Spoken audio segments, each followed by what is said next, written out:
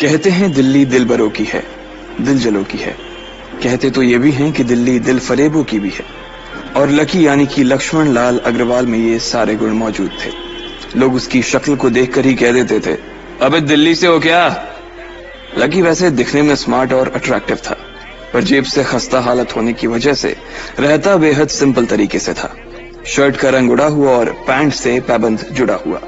कहने को तो उसकी उम्र के लड़के दिल्ली की सड़कों पर रात को मोटर बाइक दौड़ाते थे, लेकिन लकी उर्फ लक्ष्मण लाल अग्रवाल सिर्फ कमरे से कॉलेज में पढ़ाई और गर्लफ्रेंड डिंपल के साथ थोड़ा वक्त बिताना, फिर कॉलेज से दुकान, दुकान से जब होम डिलीवरी आए तो वहां, और फिर घर चला जाता था। हाँ, कभी कभी जब वो किसी लड़के को खाली सड़क पर मोटर बाइक दंदनाते हुए देखता तो कहता, एक दिन अपना टाइम भी आएगा जब मैं चश्मा लगाकर बैठूंगा और पीछे डिंपल को बैठाऊंगा। देखना, जब वो मेरी कमर में अपना हाथ कसेगी और मैं तेजी से मोटरसाइकिल को इंडिया गेट के आसपास दौड़ाऊंगा, तो सारे दिल्ली का दिल हम दोनों को देखकर जलेगा। दुकान में रखा हुआ बर्नॉल भी काम नहीं आएगा। लकी ने कहा और अपने हाथ में बर्नॉल की क्रीम को दबा दिया। जैसे ही उसने क्रीम को दबाया, उस क्रीम बाहर आ गई। अबे गधे, क्या कर रहा है? वो कोई स्पंज की गेंद है क्या जो उसे दबा रहा है? दुकान के मालिक ने उससे फटकारते हुए कहा और उसके सर पर एक चपत लगा दी। Sorry sir. लकी ने अपना सिर बचाते हुए कहा। वो करोल बाग में स्थित एक छोटी सी मेडिकल स्टोर पर काम करता था। उसकी दुकान का नाम था चमन मेडिकल स्टोर और उसके ओनर का नाम था चमन लाल। लकी पिछले 5 साल से इन्हीं की दुकान पर काम कर रहा था। यहाँ इस छोटी सी शॉप पर काम करना उसकी मजबूरी थी।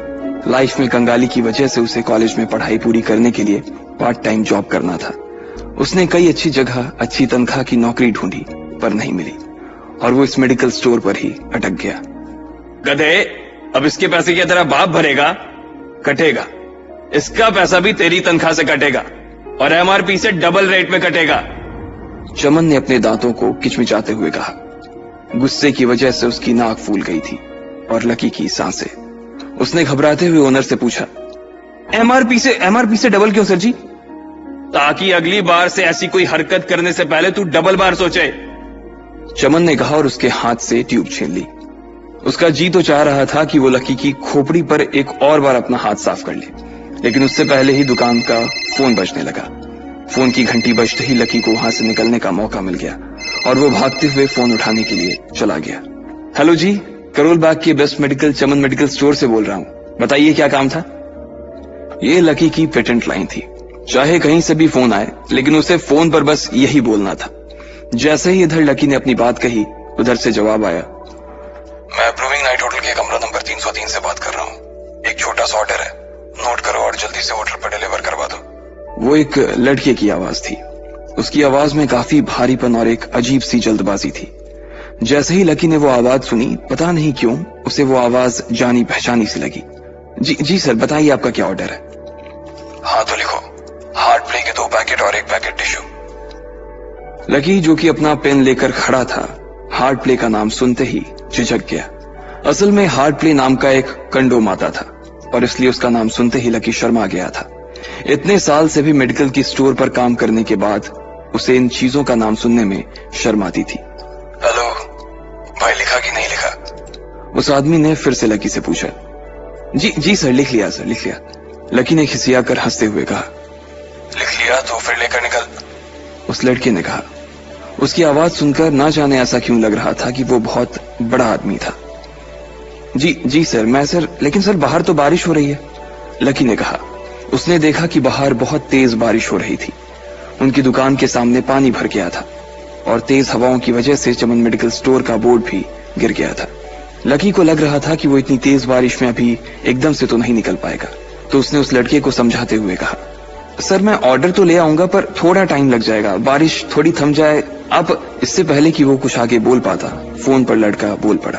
तुम्हारे मालिक को पता है कि तुम मल्होत्रा जी के लड़के को मना कर रहे हो? हाँ पता है, बारिश हो रही है, इसलिए सारा सामान अच्छे से थैली में पैक करके लाना और लेट नहीं होना चाहिए, समझे? उस लड़के ने कहा और इससे पहले कि लकी आगे कुछ कह पाता, उसने फोन काट दिया। उधर से लकी के दुकान का ओनर उसे घूर कर देखा जा रहा था। लकी के हाथ में पेन और पेपर देखकर ही वो समझ गया था कि उसके पास कोई ऑर्डर आया था। आज वैसे भी इतनी बरसात होने की वजह से सुबह से इक्का दुक्का ग्राहक ही दुकान पर आए थे। ऐसे में उसकी दुकान का मालिक एक भी ऑर्डर को छोड़ना नहीं चाहता था। वो लकी को देख रहा था और लकी बारिश की ओर देख रहा था। बारिश का बहाना नहीं चलेगा, जाना पड़ेगा, चमन लाल ने कहा। मैं बहाना नहीं कर रहा सर, थोड़ी बारिश धीमी हो जाए तो मैं चला जाऊंगा। अभी आप खुद ही देखिए कितनी तेज बारिश है। वो पता नहीं कोई मिस्टर मल्होत्रा का कोई बेटा कुछ ज्यादा ही जल्दी में था। मैं साइकिल से तो पहुंच नहीं पाऊंगा इतनी जल्दी। लकी ने उनकी ओर देखते हुए कहा। क्या कहा? मिस्टर मल्होत्रा जी का बेटा?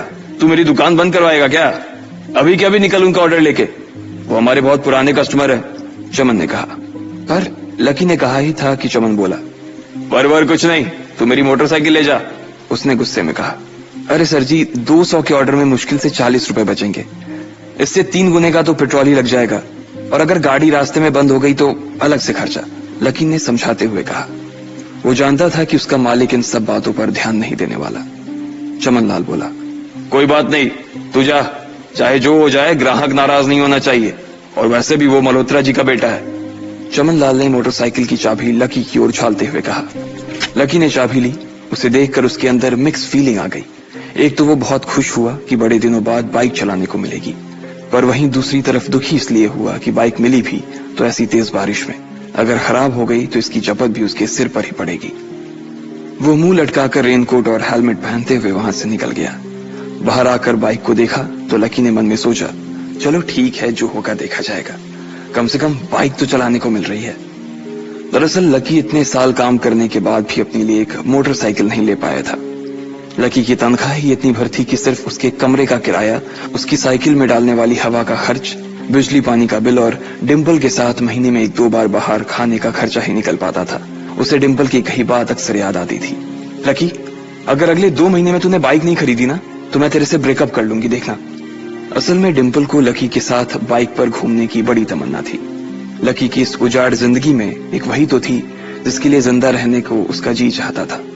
जब भी वो उससे बाइक की बात करती तो लकी डिंपल की इस बात को हंसकर टाल देता था। वो अपने मन में इस बात को अच्छे से जानता था कि डिंपल उससे बहुत प्यार करती थी और वो उससे कभी छोड़कर नहीं जा सकती थी। वो दोनों एक दूसरे में ऐसे घुले मिले थे जैसे बादल बरसात में घुल जाती है। लकी को डिंपल बहुत पसंद थी और वो उसके लिए दुनिया जहां की खुशियां खरीद कर ला देना चाहता था। वो चाहता था कि एक दिन वो डिंपल को प्लेन में बैठाए, लेकिन उसके ये सब ख्वाब इस कम तनख्वाह की नौकरी की वजह से कभी पूरे नहीं होने वाले थे। पर आज उसके पास एक मौका था। वो डिंपल को अपने साथ इस बारिश में राजपथ घुमाना चाहता था। वो उसे दिल्ली दिखाना चाहता था। चमन लाल को देने के लिए उसने पहले से ही बहाना सोच रखा था। बस जल्दी से वो ये डिलीवरी देकर सीधे डिंपल के पास ही जाने वाला था। उसने होटल ब्लूमिंग नाइट के बाहर मोटर बाइक पार्क की और सीधे होटल के अंदर चला गया। लकी ने रिसेप्शन पर पहुंचकर नमस्ते करते हुए रिसेप्शनिस्ट को बोला, जी मैं चमन मेडिकल स्टोर से आया हूं, रूम नंबर 303 का ऑर्डर था सर।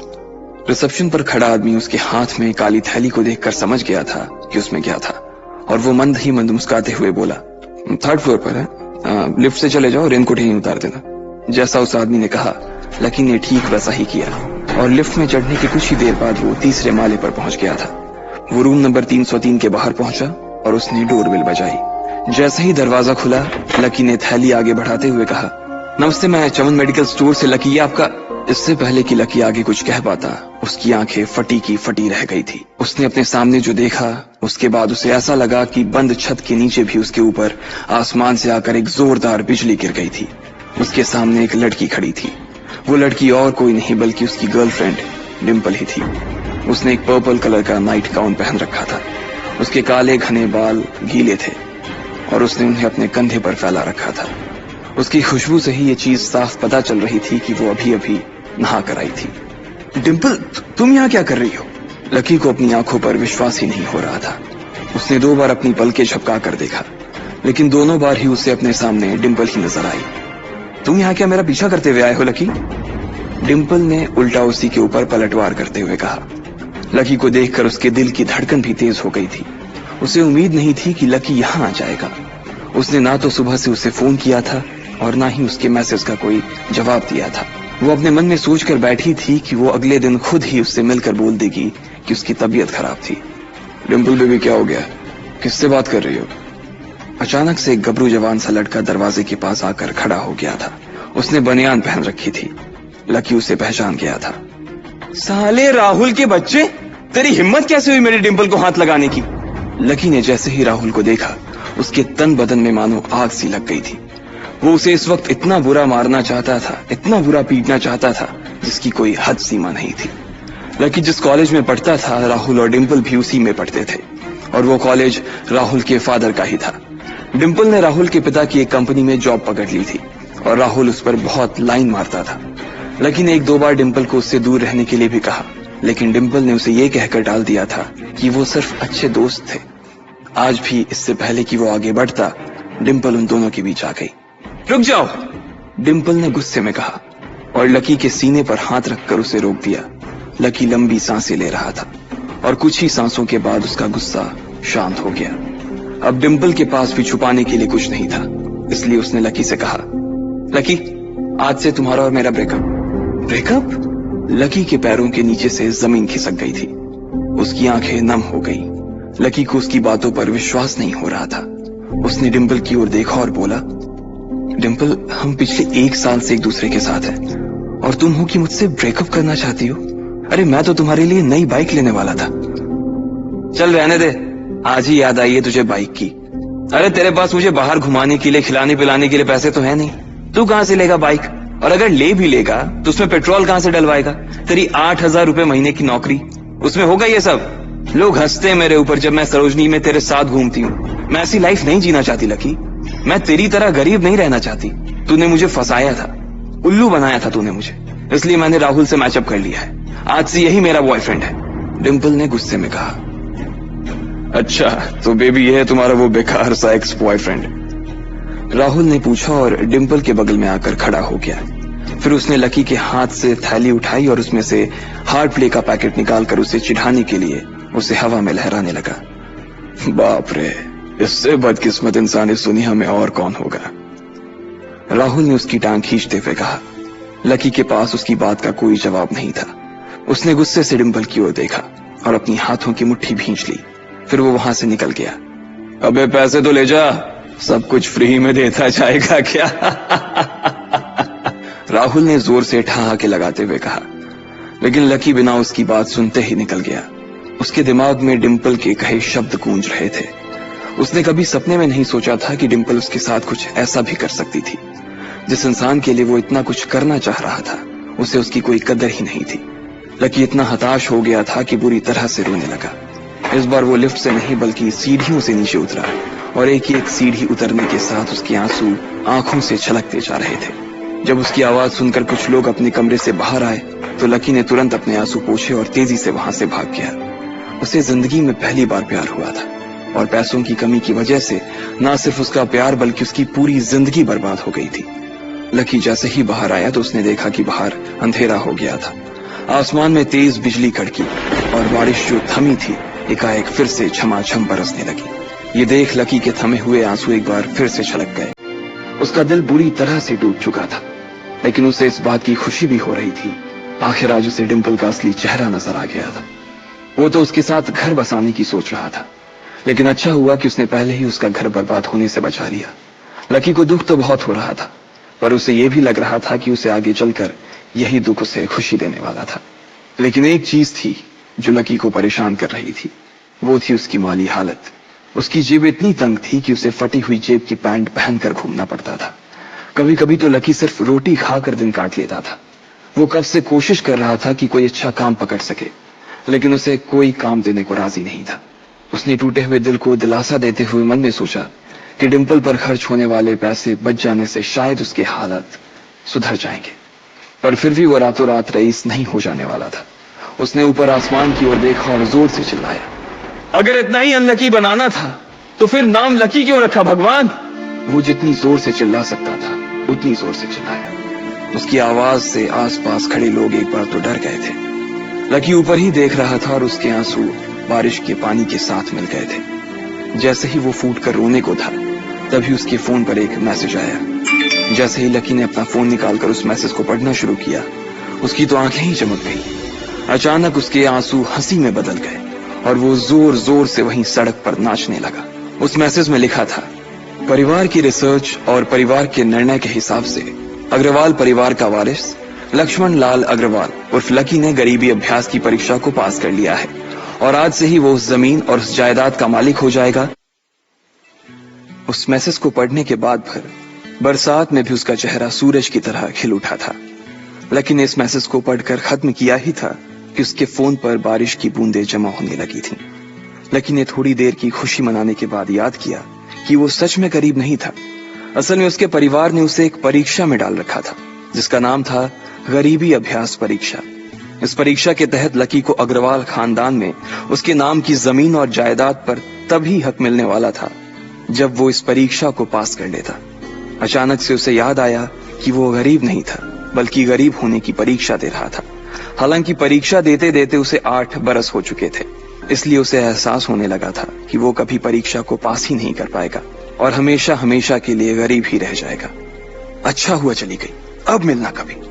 लकी ने होटल की तीसरी मंजिल की ओर देखा और पानी के अंदर ही अपना पैर पटक दिया। वो डिम्पल को कोस रहा था। उसने अपनी मोटरसाइकिल उठाई और फिर से चमन मेडिकल स्टोर जाने के लिए मुड़ने लगा। अगले दिन जब लकी की आंख खुली तो वो सीधा उठा और तैयार होकर शहर के सबसे बड़े बैंक न्यू सिटी बैंक पहुंच गया। न्यू सिटी बैंक न सिर्फ शहर का सबसे बड़ा बैंक था बल्कि वो सबसे अमीर बैंक भी था। वहां पर शहर के सबसे अमीर लोगों के ही पैसे जमा किए जाते थे। लकी वहां पैसे को निकलवाने के लिए जा रहा था। New city bank south Delhi में बसा हुआ था और उसके दरवाजे के बाहर महंगी से महंगी गाड़ी खड़ी थी। भाई, अब इसमें से कौन सी नई गाड़ी लेगा, लकी ने मन ही मन सोचा। उसे यकीन नहीं हो रहा था कि कल तक तो वो एक मोटरसाइकिल तक नहीं खरीद पा रहा था और आज वो एक कार, और वो भी इतनी महंगी कार खरीदने की सोच रहा था। फिर उसने अपनी नजर गाड़ी पर से हटाई और बैंक के अंदर जाने लगा। उसने देखा कि बाहर बहुत भीड़ थी और महंगे से महंगे कपड़े पहने लोग बैंक के अंदर जा रहे थे। कहाँ दवाओं की बदबू और कहाँ ये खुशबू। उसने एक बहुत ही गहरी सांस के अंदर ज्यादा से ज्यादा खुशबू को समेटने की कोशिश करते हुए अपने मन में सोचा, लेकिन अगले ही पल उसके मन में संकोच पैदा हो गया था। रातों रात लकी की किस्मत तो बदल गई थी, लेकिन उसके कपड़े नहीं बदल पाए थे। इतने बड़े बैंक में वो वही कपड़े पहनकर आ गया था जो वो अक्सर अपने काम पर पहनकर जाता था। पैसे लेते ही ना सबसे पहले नए कपड़े खरीदने हैं, लकी ने अपने आप से कहा और फिर बैंक के अंदर दाखिल होने लगा। जैसे ही उसने दरवाजे को धक्का दिया, उसे आवाज आई, आउच! लकी थोड़ा सा हड़बड़ी में दिखाई दे रहा था और इस जल्दबाजी के चक्कर में वो एक लंबे बाल वाली लड़की से जा टकराया था जो कि उसके बगल में ही चल रही थी। माफ करना, मैं आपको देख नहीं पाया, सॉरी। लकी ने तुरंत उससे हाथ जोड़कर माफी मांगते हुए कहा। उस लड़की ने इतने अच्छे कपड़े पहन रखे थे कि उसे देखकर ही लग रहा था कि वो किसी अमीर घराने की लड़की थी, इसलिए सॉरी बोलते वक्त ना चाहते हुए भी लकी के हाथ उसके सामने जुड़ गए थे। लेकिन जब उस लड़की ने लकी के कपड़े और उसके हुलिये को देखा तो उसने अपनी नाक भौं सिकोड़ ली। वो लगभग हर रोज इस बैंक में आया और जाया करती थी, लेकिन उसने आज तक इस बैंक के अंदर लकी जैसे फटीचर आदमी को घुसते हुए नहीं देखा था। उसके बालों में से आंवले के तेल की गंध आ रही थी। उसने गुस्से भरी नजरों से लकी की ओर देखा और बोली, क्यों नहीं देख पाए? मैं क्या ट्रांसपेरेंट हूं? तुम्हें इतनी बड़ी लड़की दिखाई नहीं देती? इससे पहले कि बात आगे बढ़ती, उस लड़की ने देखा कि इस बैंक की मैनेजर यास्मीन पटेल उन दोनों की ओर बढ़ी चली आ रही है। उसने भी लकी को देखकर वैसी ही शक्ल बनाई थी जैसी शक्ल उस लंबी लड़की ने बनाई थी। I am so sorry miss, आपको कहीं लगी तो नहीं? यास्मीन ने उस लड़की से पूछा और फिर घिन्न भरी नजरों से लकी की ओर देखने लगी। लकी तमतमाती आंखों से उन दोनों को देखा जा रहा था। वो जानता था कि उसने इतनी जोर से भी दरवाजा नहीं खोला कि उसे चोट लग जाए, लेकिन असल में उसे यह मालूम नहीं था कि वो लोग उसे नहीं बल्कि उसके कपड़े को देख रहे थे। यास्मीन ने लकी को ऊपर से नीचे तक देखा और ना जाने उसके मन में क्यों शक पैदा हो गया।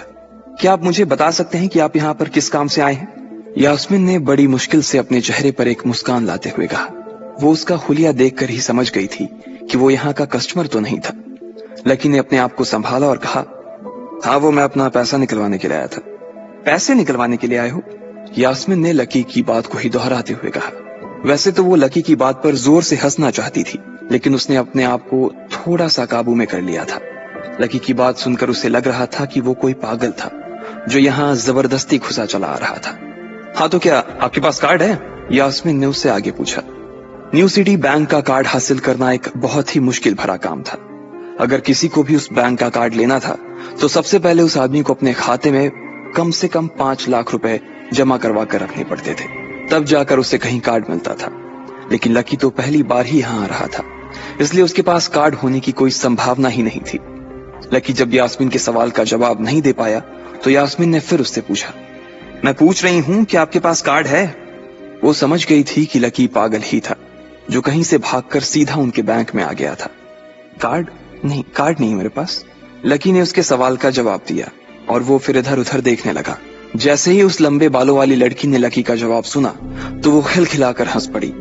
यास्मीन को तो सिर्फ लग रहा था कि वो पागल है, लेकिन वो लड़की तो अपने मन में मान चुकी थी कि यह लड़का कोई पागल ही है जो कहीं झोपड़ पट्टी से यहाँ आ गया है। इससे पहले कि आगे कोई कुछ कह पाता, उस लंबे बालों वाली लड़की के पिता वहां आ गए और बोले, चलो बेटी। उनके हाथों में कुछ कागजात थे। लकी ने देखा कि उन्होंने महंगा सा सूट पहन रखा था।